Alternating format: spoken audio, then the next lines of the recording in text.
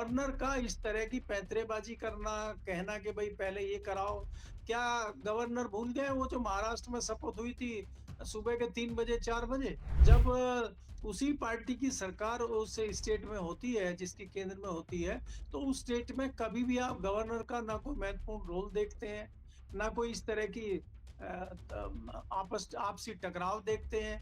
ये टकराव भी वहीं होता है जहां दूसरे दल की सरकार होती है। यही नीतीश कुमार थे जब लालू यादव के ऊपर परिवारवाद का आरोप लगाते थे, कांग्रेस पे परिवारवाद का आरोप लगाते थे। आज ये खुद अपने पुत्र को मंत्री बनाने के लिए मंच पे खड़े हुए नजर आ रहे हैं। नमस्कार दोस्तों, कैसे हैं आप लोग। उम्मीद है आप सभी अच्छे होंगे। तमिलनाडु के अंदर क्या संवैधानिक संकट खड़ा कर दिया गया है। जानबूझकर गवर्नर अड़ंगा अड़ा रहे हैं ताकि विजय शपथ ना ले पाए, अपनी सरकार ना फॉर्म कर पाए। इसके अलावा बंगाल में जिस तरह का खूनी संघर्ष चल रहा है, अखिलेश यादव ममता बनर्जी से मिलने के लिए पहुंचे हैं। क्या राजनीति वो उत्तर प्रदेश की साध पाएंगे बंगाल जाकर, ये भी सवाल है। और तीसरा सवाल ये खड़ा हो रहा है कि नीतीश कुमार जो परिवारवाद की राजनीति को लेकर हमेशा से मुखर रहे हैं, उनके बेटे की एंट्री अगर मंत्री के तौर पर सरकार में हो रही है, तो फिर कहां गए सिद्धांत और किस तरह का ये राजनीतिक घटनाक्रम है, करेंगे बात। केपी मलिक जी वरिष्ठ पत्रकार हमारे साथ जुड़े हैं। सर बहुत बहुत स्वागत है आपका। बहुत बहुत धन्यवाद हिमांशु जी, आपका भी और आपके दर्शकों का भी। सर बंगाल में जो कुछ हो रहा है हम देख ही रहे हैं, हिंसा की चपेट में बंगाल है। लेकिन तमिलनाडु में एक नया संकट जो है खड़ा हो गया है। टीवी के विजय की जो पार्टी है 108 सीटें जीत कर आई है, सिंगल लार्जेस्ट पार्टी है। बावजूद इसके गवर्नर उन्हें ये नहीं कह रहे हैं कि भाई आप सरकार बनाइए, ये कह रहे हैं कि आप पहले मेजोरिटी लेकर आइए। तो क्या गवर्नर का ये हक है कि वो मेजोरिटी चेक करे या फिर वो हाउस में चेक होगी। ये जो संवैधानिक संकट जो है खड़ा करने की कोशिश की जा रही है तमिलनाडु के अंदर, किस तरह से देखा जाए सर इसे। देखिए हिमांशु जी, अगर आप देखें जो गवर्नर का मोटा मोटी एक रोल रहता है, और जहां तक हम इतने दिनों से चीजों को देख रहे हैं, वो जो सबसे बड़ा दल होता है उसको सरकार बनाने के लिए आमंत्रित करता है। या फिर कई बार ऐसा भी होता है कि दो दल मिल गए और वो लग रहा है कि भाई क्लियर कट सरकार बनाने का चांस उनका बन रहा है, और वो कहीं ना कहीं गवर्नर के साथ अप्रोच करते हैं, तो उनको भी परमिशन मिल जाती है। लेकिन यहाँ क्लियर कट है कि 100 से अधिक सीटें मिल गई हैं एक पार्टी को, बहुमत से चंद नंबर दूर है वो, तो उसको फ्लोर पे अपना बहुमत सिद्ध करना है, ना कि गवर्नर को। तो गवर्नर पहले सरकार बनाए और गवर्नर फिर ये कह सकते हैं कि भाई इतने पीरियड में आप अपना बहुमत सिद्ध करिए, तो वो अपना बहुमत सिद्ध करेंगे वहां पे पटल पे। लेकिन गवर्नर का इस तरह की पैंतरेबाजी करना, कहना कि भाई पहले ये कराओ, क्या गवर्नर भूल गए वो जो महाराष्ट्र में शपथ हुई थी सुबह के 3 बजे 4 बजे। तो देखिए, गवर्नर तो ये माना जाता है कि कई नेता और कई दल इस बात की मांग कर चुके हैं कि राज्यों में जो गवर्नर का पद है उसको समाप्त कर देना चाहिए, उसकी कोई आवश्यकता वहां नहीं है। क्योंकि गवर्नर इन्हीं परिस्थितियों में इस तरह की हरकतें करते हैं, और खासकर जहां पे केंद्र की सत्ताधारी पार्टी होती है, वहां इस तरह की कोई दिक्कत नहीं आती है। जहां जिसकी पार्टी केंद्र में कोई दूसरी पार्टी है और राज्य में कोई दूसरी पार्टी को इस तरह के हालात आ गए, तो वहां पे बड़ी दिक्कतें होती है। आपने गवर्नर का रोल लगातार देखा, वेस्ट बंगाल में कितनी दिक्कतें गवर्नर के और सीएम के बीच में रहती थी। और जब उसी पार्टी की सरकार उस स्टेट में होती है जिसकी केंद्र में होती है, तो उस स्टेट में कभी भी आप गवर्नर का ना कोई महत्वपूर्ण रोल देखते हैं, ना कोई इस तरह की आपसी टकराव देखते हैं।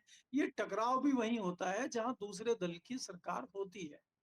तो इसलिए मुझे लगता है, क्योंकि भारतीय जनता पार्टी की ये तरफ से बनाए गए गवर्नर हैं, और वो कहीं ना कहीं भारतीय जनता पार्टी के इशारे पे इस तरह का काम कर रहे हैं, इसमें कोई दो राय नहीं है।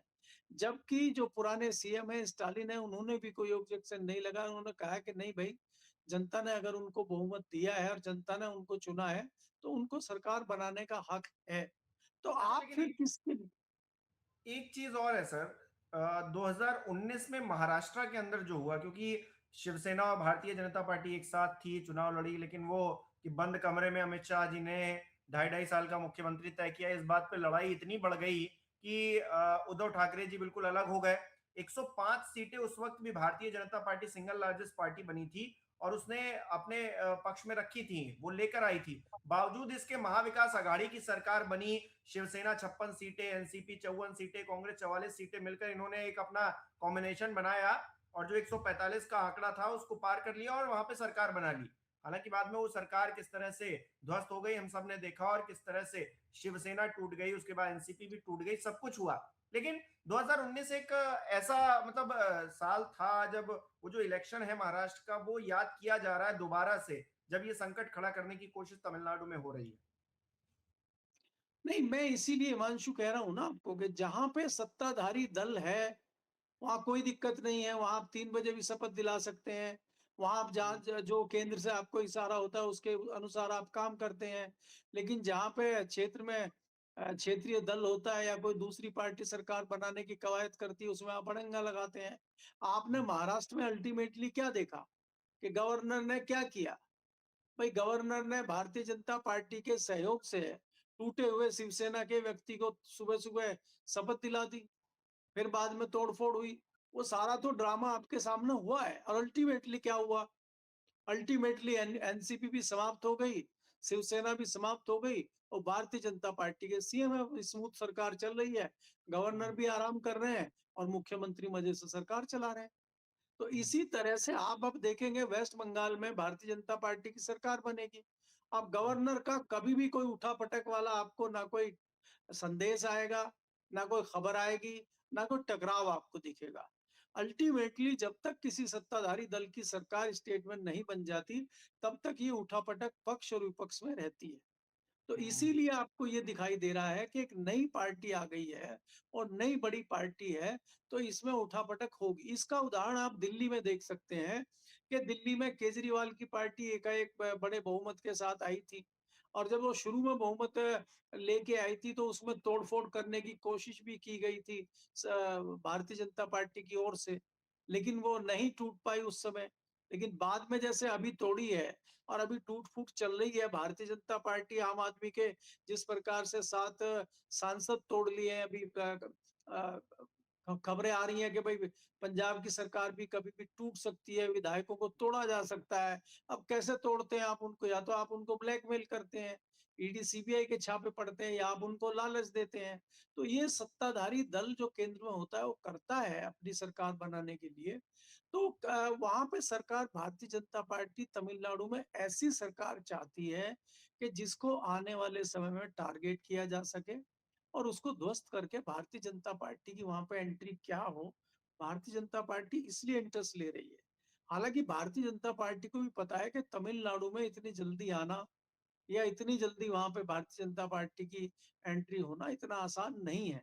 क्योंकि अच्छा वहाँ पे बड़े जिस प्रकार से हाँ, जिस प्रकार से क्षेत्रीय राजनीति वहाँ द्रविड़ की और उसकी होती है, वो देखिए 2 दलों में अगर 2 दल थे वही आपस में सरकार बनाते रहते थे। हम्म। तो उसको ध्वस्त करने का काम इन्होंने किया है, तो उसमें अच्छा एक बदलाव आया है।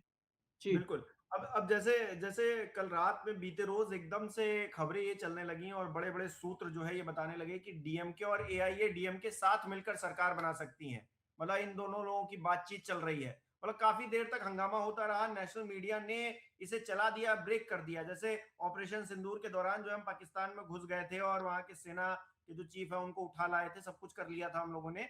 वैसे ही जो है कल डीएमके और एआईएडीएमके मिलकर सरकार भी बना डाल रहे थे सूत्रों के हवाले से। तो हमारी मीडिया का क्या दुर्दशा है वो तो हम देख ही रहे हैं। सर दूसरी तरफ एक परिस्थिति और है, पश्चिम बंगाल के अंदर ममता बनर्जी चूंकि हार गई हैं, अब शुभेंदु अधिकारी के जो पीए हैं उनकी निर्मम हत्या कर दी गई है। मतलब इस हत्या को तो किसी भी तरीके से जायज नहीं ठहराया जा सकता, ये गलत तो गलत ही बात है। अखिलेश यादव भी पहुंच रहे हैं और अखिलेश यादव कह रहे हैं कि ममता बनर्जी जो है भारतीय जनता पार्टी की आंखों में खटकती हैं। अब अखिलेश यादव का वहां पहुंचना, ममता बनर्जी से मिलना और भारतीय जनता पार्टी पर हमला करना, और अगले साल चूंकि इलेक्शन भी होना है उत्तर प्रदेश के अंदर, किस तरह से इन परिस्थितियों को देखें? देखिए हिमांशु, अगर आप वेस्ट बंगाल की बात करें तो वेस्ट बंगाल में हमने जितने भी इलेक्शन आज तक देखे हैं, मेरे को लगभग 35 साल हो गए हैं। 35 साल के मैं अपने कैरियर में अगर देखूं, कोई भी इलेक्शन ऐसा वहां नहीं होता है जिसमें खून खराबा ना हो। ये पहला इलेक्शन था कि इसमें छुट-पुट घटनाएं हुई थी, कोई बड़ी खबर इस तरह की नहीं आई थी। लेकिन वो इलेक्शन के बाद आ गई और इस तरह से वेस्ट बंगाल में होना कोई नई बात नहीं है, लेकिन इतने खतरनाक स्तर पे होना, जैसे कि अभी तक सरकार भी नहीं बनी है और जिस तरह से जगह-जगह पे दंगे हो रहे हैं, कहीं-कहीं हम्म, बुलडोज़र चल गए हैं बिना सरकार के आदेश पे ही, बताइए बुलडोज़र शुरू हो गए हैं। दूसरा, ये निर्मम हत्या हो गई है। अब ये हत्या किसके इशारे पे हुई है, क्या हुई है, राजनीतिक मतभेदों को बढ़ाने, अब ये तो ज़ाहिर-सी बात है, जो औसत बुद्धि का व्यक्ति है वो भी समझ लेगा कि अगर इनके पीए की हत्या होती है तो सीधा-सीधा शक ममता बनर्जी पे जाएगा। तो क्या ममता बनर्जी इतना छोटा आरोप लेने के लिए और अपनी बदनामी करने के लिए इस तरह का आचरण करेंगी क्या? एक तो ये सवाल है। दूसरा क्या है कि क्या वास्तव में इसके पीछे कौन है? इस हत्या का ज़िम्मेदार कौन है? वो जाँच का विषय है। और वही हास्यास्पद ये भी है कि वही तृणमूल कांग्रेस और उसके लोग ये कह रहे हैं कि भाई इसकी जांच सीबीआई के द्वारा होनी चाहिए। अभी तक तो हम्म, आप कह रहे थे सीबीआई जांच करती नहीं है, सीबीआई तो कुछ और करती है। तो उस सीबीआई पे आप इतना भरोसा कैसे कर सकते हैं? दूसरी बात ये है कि ये जो वहाँ पे इस तरह से हत्या हुई है, ये जताता है कि मामला अभी ठंडा वेस्ट बंगाल में नहीं हुआ है और वेस्ट बंगाल में अभी लंबी लड़ाई लड़नी अच्छा, बाकी है। हो एक चीज सकता है और केंद्र इंटरप्ट सरकार ने करूंगा। यही दिल्ली सोच में के। जो लोग बैठे हैं सर, दिल्ली में जो बैठे हैं लोग, वो इस हत्याकांड को लेकर ये कह रहे हैं कि अभिषेक बनर्जी की गिरफ्तारी जब तक नहीं होगी तब तक जो है बंगाल में हिंसा बंद नहीं होगी। तो एक दूसरा नैरेटिव गढ़ने की कोशिश भी की जा रही है इस बीच कि भाई किस तरह से अभिषेक बनर्जी या ममता बनर्जी को टारगेट किया जाए। मैं हिमांशु इसीलिए कह रहा हूँ ना, इसमें तमाम साजिशें हो सकती हैं, तमाम दूसरी चीजें भी हो सकती हैं, जांच का विषय है। जैसे आपने कहा था कि तमिलनाडु में मीडिया ने चला दिया कि एआईडीएमके और डीएमके मिलकर सरकार बना रहे हैं। इसीलिए ये कभी भी मीडिया भी कुछ भी चला सकता है कि रात और दिन मिलके एक तीसरा शुभ मुहूर्त निकल रहा है। क्योंकि मीडिया कुछ भी निकाल सकता है ये। तो ये भी देखा जा सकता है कि क्या राजनीतिक माहौल को वहाँ पे जो एक मामला चल रहा है कि ममता बनर्जी एसआरआई की प्रक्रिया, इलेक्शनों में गड़बड़ी, दूसरे पे ज़्यादा टारगेट कर रही हैं, तो उसको डाइवर्ट करने के लिए तो कहीं किसी ने कोई इस तरह का नहीं किया कि ये हत्या कर दी गई हो मामले को डाइवर्ट करने के लिए। इसमें तमाम पहलू हैं और उनकी जाँच होना ज़रूरी है। अभी बिल्कुल। जिस प्रकार से अभी खबर आई है आधा घंटा पहले कि भई एक सीसीटीवी फुटेज मिला है, हत्यारे कहाँ से आए, क्या हुआ है, पुलिस वहाँ पहुँच गई है, उसकी जाँच कर रही है। तो जब तक ये जाँच में चीज़ें निकल के नहीं आ जाती, तब तक कुछ भी कहना मुश्किल है। लेकिन ये ज़रूर कहा जा सकता है कि अभी आग जल रही है वहाँ पे, आग पूरी तरह बुझी नहीं है और बहुत सेंसिटिव स्टेट है वो, क्योंकि बॉर्डर का स्टेट है। तो मुझे लगता है कि जाँच एजेंसियों को भी फूँक-फूँक के कदम रखने चाहिए। कहीं ऐसा ना हो कि मामला बड़ा बन जाए। अब इलेक्शन हो चुके हैं, सारी चीज़ें हो गई तो शांतिपूर्वक चीज़ें होनी चाहिए और अगर अभिषेक बनर्जी दोषी हैं, ममता बनर्जी दोषी हैं, तो दोषी को सज़ा होनी चाहिए, दोषी के खिलाफ मुकदमा चलना चाहिए, उसमें कौन-सी कोई दिक्कत है? दोषी तो कोई भी हो सकता है, दोषी सत्ताधारी दल का भी हो सकता है और दोषी हम्म, विपक्ष का भी हो सकता है और दोषी हम्म, कोई तीसरा व्यक्ति भी हो सकता है। तो दोषियों का पक्ष हम तो लेते नहीं है ना, हम ये पक्ष लेने के लिए बैठे हैं। हम तो ये कहते हैं कोई भी दोषी है, उसको सज़ा होनी चाहिए और उसके खिलाफ जाँच होनी चाहिए। जी। बिल्कुल। अच्छा, अखिलेश यादव एक बात और कह रहे हैं कि बीजेपी ने बंगाल में वही किया जिसका ट्रायल पहले यूपी में किया गया था। अब जब यूपी में ट्रायल किया गया था तब भी अखिलेश यादव नहीं रोक पाए। अब जब बंगाल में उसे अप्लाई कर दिया है तो ममता बनर्जी, जिन्हें विपक्ष की एक धाकड़ नेता कहा गया, वो भी नहीं रोक पाई। तो अखिलेश यादव आने वाले समय में उत्तर प्रदेश में जब यही चीज अप्लाई करेगी भारतीय जनता पार्टी और पूरी फोर्स के साथ में करेगी तो कैसे रोक लेंगे? देखिए, उसको हिमांशु मैं 2-3 चीज़ें आपको बताता हूँ। जिस प्रकार से अखिलेश यादव आज चिंतित हैं, 4 तारीख से नतीजा आने के बाद जो चिंता उनके चेहरे पे दिखाई दे रही है, वो ये है कि अगर 15 साल की ममता बनर्जी की सरकार, इसमें कोई दो राय नहीं है, ममता बनर्जी कद्दावर नेता हैं, स्ट्रॉन्ग नेता हैं और जिस प्रकार से उन्होंने लड़ाई लड़ी है सरकार के साथ, सरकार के तंत्र के साथ और वो सुप्रीम कोर्ट तक जिस तरह पहुँची हैं, क्या इतना जज़्बा और इतनी हिम्मत, इतनी ताकत समाजवादी पार्टी में और अखिलेश में है? मुझे तो लगता है इतनी तो नहीं है जितनी ममता बनर्जी में थी। तो अगर ममता बनर्जी को हटाया जा सकता है, जिनकी सत्ता भी वहाँ थी, तो अखिलेश को यूपी में आना इतना आसान दिखाई नहीं दे रहा है। अब इसका एक दूसरा पहलू है बहुत बड़ा। जब राहुल गांधी बात कर रहे थे, अडानी के खिलाफ मोर्चा खोले हुए थे संसद भवन में, तब ममता जी नदारद थी। उनके सांसद कुछ बोल नहीं रहे थे। आज ममता जी पे जब लड़ाई लड़ रही हैं तो राहुल गांधी शांत हैं। तीसरी बात ये है कि यही अखिलेश यादव ममता बनर्जी के साथ कई मोर्चे पर खड़े हुए दिखाई नहीं देते थे, या यही ममता बनर्जी विपक्ष के कई नेताओं के साथ खड़ी हुई दिखाई नहीं देती थी जब वो लड़ाई लड़ रहे थे। जब हम्म, इंडिया गठबंधन में ये हुआ था कि भाई नीतीश कुमार को लाया जाए, नीतीश कुमार को अग्रणी नेता बनाया जाए उनको, तो ममता बनर्जी ने सबसे पहले विरोध किया था। तो सबसे पहले तो इनको ये, चाहे ममता बनर्जी हो, चाहे अखिलेश हो, चाहे दूसरे लोग हों, सबसे पहले तो इनको ये देखना पड़ेगा कि ये आपस में गठबंधन मजबूत है कि नहीं है, या ये आपसी फूट ही भारतीय जनता पार्टी को फायदा कर रही है। आप इसी संदर्भ में केजरीवाल को भी ले सकते हैं, इसी संदर्भ में आप शिवसेना को ले सकते हैं, इसी संदर्भ में आप पंजाब के अकाली दल को ले सकते हैं। एक-एक करके तमाम क्षेत्रीय दलों को जो समाप्त करने की रणनीति मैं बार-बार आपको कहता हूँ, इसमें कहीं न कहीं कांग्रेस की भी मूक सहमति भारतीय जनता पार्टी को है। और भारतीय जनता पार्टी आज ताकतवर है, भारतीय जनता पार्टी की तमाम केंद्र में सत्ता है और तमाम उत्तर भारत में अब लगभग सभी स्टेट में उनकी ताकत आ चुकी है, सरकार बन चुकी है। तो ऐसे में क्षेत्रीय दलों को समाप्त करना भारतीय जनता पार्टी के लिए फिलहाल तो मुझे कोई मुश्किल दिखाई दे ही नहीं रहा है। आप देखिए कि जिस प्रकार से उन्होंने उड़ीसा में विपक्षी दल जो था सरकार बना के इतने सालों से बैठा था, आज समाप्त हो गया। और दूसरी हम्म, बार वो इस लायक रहेगा कि भाजपा के सामने लड़ाई लड़े, मुझे तो इस पे भी संशय है। इसके अलावा आप देखेंगे कि 5 साल में ममता बनर्जी की पार्टी क्या इस काबिल रहेगी कि वो इतनी मजबूती से चुनाव लड़ सके? ये भी देखने वाली बात होगी। तो ऐसे में जन्म हो जाएगा कांग्रेस का दोनों जगह पे, चाहे वो उड़ीसा हो, चाहे वेस्ट बंगाल हो, वहाँ पे बड़े अच्छे तरीके से चुनाव लड़ने लायक 5 से 10 साल में कांग्रेस हो जाएगी। क्या इस रणनीति पे विचार कर रहे हैं कि राहुल गांधी? और उसी में आप देखेंगे कि जिस प्रकार से आसाम में कांग्रेस पार्टी दूसरे नंबर पे खड़ी हुई है, तो वो भी चाहती है कि वहाँ पे भारतीय जनता पार्टी हटे तो कांग्रेस का नंबर आए। और उसी संदर्भ में क्या राहुल गांधी उत्तर प्रदेश में भी ऐसा ही निर्णय लेंगे, जैसा निर्णय उन्होंने वेस्ट बंगाल में लिया है? तो सवाल कई हैं, लेकिन बात वहीं आ जाती है कि क्या आप विपक्ष में एक साथ मिलके खड़े हैं कि नहीं खड़े हैं? तो कहीं न कहीं विपक्ष जो है, विपक्ष में एक फूट नज़र आती है और विपक्ष बिखरा हुआ है। आप याद करिए जब केसीआर ने अग्रणी भूमिका निभाई थी और केसीआर सबको बुला रहे थे, कई लोग पहुँचे भी थे, अखिलेश यादव खुद हैदराबाद पहुँचे थे, तमाम विपक्षी नेता पहुँचे थे और बाद में बात नहीं बनी, आज केसीआर कहाँ है? हम्म। तो इसी तरह से तमाम क्षेत्रीय दलों को भारतीय जनता पार्टी समाप्त कर रही है और वो कहीं न कहीं कांग्रेस उसको अपने लिए अच्छा मान रही है। आने वाले समय में कांग्रेस के लिए फ़ायदेमंद रहेगा। ये सोच के कांग्रेस भी थोड़ा-सा अभी चुपचाप बैठी है, मुझे ऐसा लगता है। जी। अच्छा, आपने इंडिया गठबंधन का जिक्र किया तो मुझे नीतीश कुमार की याद आ गई। अब नीतीश कुमार चूंकि जो है वो तो राज्यसभा पहुंच गए हैं, लेकिन उनके जो सुपुत्र हैं आज ही जो है पटना में कार्यक्रम हुआ और उसमें जो है मंत्रियों की जो है लिस्ट आई कि कौन कौन उसमें शपथ ले रहा है। तो उसमें निशांत कुमार भी थे। निशांत कुमार का मंत्री पद की शपथ लेना बड़ा हैरानी भरा इसलिए था क्योंकि निशांत कुमार तो कुछ दिन पहले कह रहे थे कि हम सरकार में शामिल नहीं होंगे, हम राजनीति नहीं करेंगे, ये नहीं वो नहीं। अब अचानक क्या हो गया? ये कैसा ड्रामा है? और दूसरी चीज ये भी है कि नीतीश कुमार तो परिवारवाद को लेकर बोलते आए हैं हमेशा, लालू प्रसाद यादव को भी घेरते रहे हैं, साथ में उनके रहते हुए घेरते रहे हैं। तो फिर कैसे इस बात को जस्टिफाई कर पाएंगे नीतीश कुमार? क्योंकि नीतीश कुमार को लग रहा है अब तो कुर्सी भी नहीं है, हमसे कौन पूछने आ रहा है कि भाई क्या है क्या नहीं।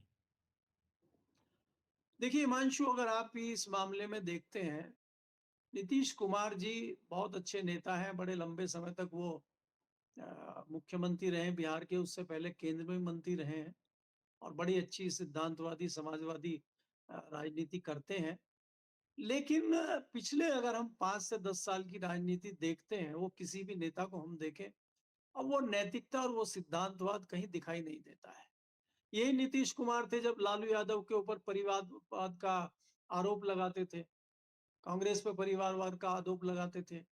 आज ये खुद अपने पुत्र को मंत्री बनाने के लिए मंच पे खड़े हुए नजर आ रहे हैं और नतमस्तक हैं मोदी जी को और भारतीय जनता पार्टी को। तो ये जताता है कि नेताओं की जो नैतिकता और सिद्धांतवाद है, वो खोखला है। वो आने वाले समय में बदल जाता है। वो परिस्थिति के हिसाब से बदल लेते हैं। और वो इतनी लंबी फेहरिस्त है ऐसे नेताओं की, जो आज कुछ बोल रहे हैं, कल कुछ बोल रहे हैं। अब आप देखिए ना राघव चड्ढा को। राघव चड्ढा कितने बड़े नेता हैं, कल तक किस प्रकार की टिप्पणियां भारतीय जनता पार्टी के ऊपर करते थे, और आज भारतीय जनता पार्टी के साथ खड़े हुए तो भारतीय जनता पार्टी दुनिया की नहीं देश की सबसे बढ़िया पार्टी बता रहे हैं। भारत स तो इसीलिए नेताओं का चाल चेहरा कब बदल जाए, कब उनको कहाँ बढ़िया लगने लगे, कौन-सी उनकी नस दब जाए, कौन-सा उनको लालच मिल जाए, ये सब उस पे डिपेंड करता है।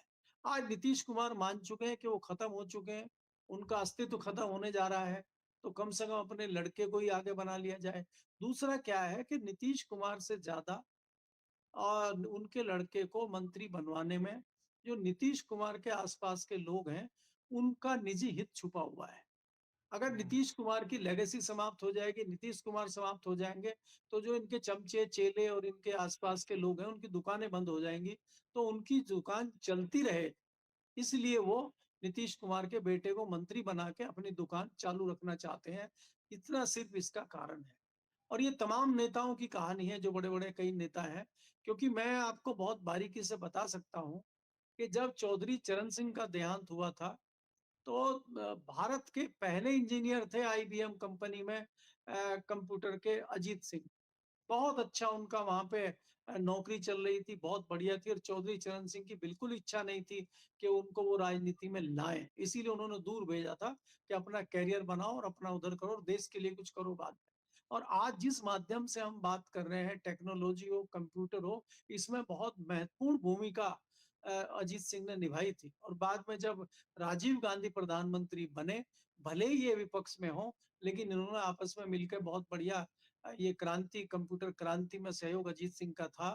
लेकिन अजीत सिंह को राजनीति में घसीटने के लिए जितने भी उनके चमचे चेले थे चौधरी चरण सिंह के, ताकि उनका दल बना रहे और उनके नाम पे, क्योंकि अगर चौधरी चरण सिंह के परिवारवाद का कोई नहीं रहेगा, तो फिर वो दल ही खत्म हो जाएगा। तो परिवार का हम्म, व्यक्ति होना चाहिए, तो उनको जबरदस्ती खींच लिया गया।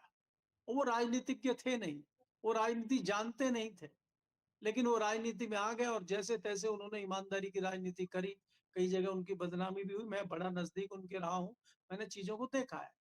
तो इसीलिए इसी संदर्भ में कई नेता आपको दिखाई देते हैं कि अगर उसके परिवार में कोई राजनीति में आता भी नहीं है, तो वो अपने निजी फ़ायदों के लिए कई बार ऐसे खींच लाते हैं। तो मुझे वही नज़रिया याद आ रहा है कि नीतीश कुमार की इच्छा बिल्कुल नहीं होगी कि वो निशांत को राजनीति में लाएँ।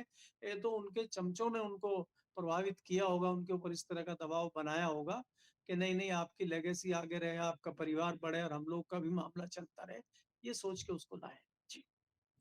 बहुत बहुत शुक्रिया सर हमारे साथ जुड़ने के लिए, तमाम बातचीत के लिए। हमारे दर्शक किस तरह से देख रहे हैं इस विषय को कमेंट करके जरूर बताएं। जिस तरह से बिहार में निशांत कुमार की एंट्री हुई है और पश्चिम बंगाल में जिस तरह का संघर्ष जारी है, उसने खूनी जो है रूप अख्तियार किया हुआ है। अखिलेश यादव की क्या भूमिका उत्तर प्रदेश में रहने वाली है, और सबसे बड़ा सवाल तो गवर्नर को लेकर है।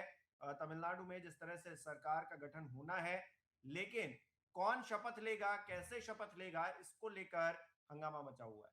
जो भी आपकी राय हो कमेंट बॉक्स में जरूर बताइएगा। इस वीडियो को लाइक करना, शेयर करना मत भूलिएगा। हमारे चैनल को सब्सक्राइब नहीं किया तो वो भी जरूर कीजिएगा। आप हमें सहयोग भी कर सकते हैं ज्वाइन बटन पर क्लिक करके। बहुत बहुत धन्यवाद।